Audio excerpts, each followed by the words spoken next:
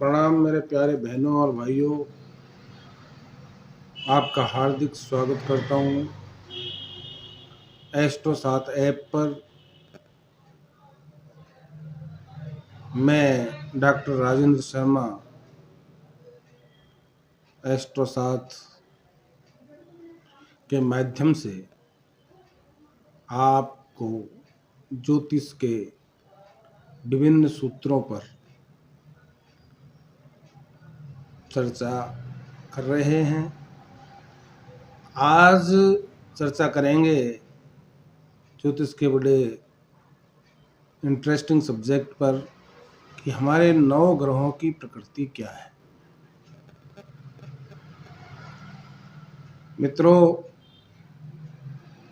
हमारे 9 ग्रहों में सूर्य राजा के रूप में माने जाते हैं। सूर्य शौर्य का प्रतीक है, सूर्य राजा के प्रतीक है, सूर्य तेज के प्रतीक है, सूर्य शारीरिक सौष्ठव के भी प्रतीक है, सूर्य नेतृत्व के भी प्रतीक है। दूसरे ग्रह चंद्रमा की बात करते हैं। चंद्रमा शीतलता के ग्रह हैं, सत्व प्रकृति के हैं। कुछ चंचलता और चित्त की प्रवृत्ति के बारे में भी चंद्रमा प्रतिनिधित्व करते हैं। मंगल भूमिपुत्र के रूप में एक व्यक्ति को बहुत आगे तक ले जाने की ताकत रखने वाले ग्रहों में सेनापति का दर्जा प्राप्त तामस प्रकृति के, इनको भूमिपुत्र कहा जाता है। ये रक्तवर्ण के हैं। बुध शांति के प्रतीक हैं। बुध व्यापार का प्रतिनिधित्व करते हैं। बुध वाणी के बोलने का जो फ्लो होता है उसका प्रतिनिधित्व करते हैं।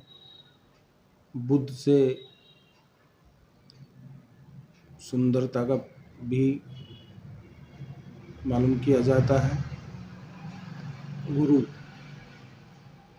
गुरु हमारे भारतीय ज्योतिष में देवताओं के गुरु के रूप में मान्यता प्राप्त है। गुरु बड़े सौम्य ग्रह हैं। ये सुचिता, सावधानी के साथ राजा बनाने की भी ताकत रखने वाले ग्रह हैं। संतान के कारक भी उनको माना जाता है। बहुत ही न्यायप्रिय और शांति और शिक्षा के का रूप में इनको माना जाता है। शुक्र भी एक गुरु है, लेकिन वो दैत्यों के गुरु है। तो शुक्र को सुंदरता के रूप में तो माना ही जाता है कि शुक्र का सुंदरता का प्रतिनिधित्व करते हैं। लेकिन शुक्र चूंकि दैत्यों के गुरु हैं, तो वो दैत्यों को और देवताओं के मध्य जो विवाद और झगड़े होते हैं, युद्ध होते हैं, उनमें शुक्र देवताओं का प्रतिनिधित्व करते हैं। यदि वो बहुत बुद्धिमान होते हैं। अब आते हैं हमारे ग्रहों में सबसे ज़्यादा लोकप्रिय ग्रह शनिदेव। शनिदेव सूर्य के पुत्र हैं। दोनों में विवाद है। शनि न्यायप्रिय हैं, शनि काले रंग के हैं। शनि राजा से रंग और रंग से राजा बनाने की क्षमता वाले ग्रह हैं। शनि विखंडनकारी भी है, बहुत ताकतवर। अब आते हैं राहु और केतु। इसके विषय में क्या है, ये हमारे ब्रह्मांड में इनका अस्तित्व नहीं है।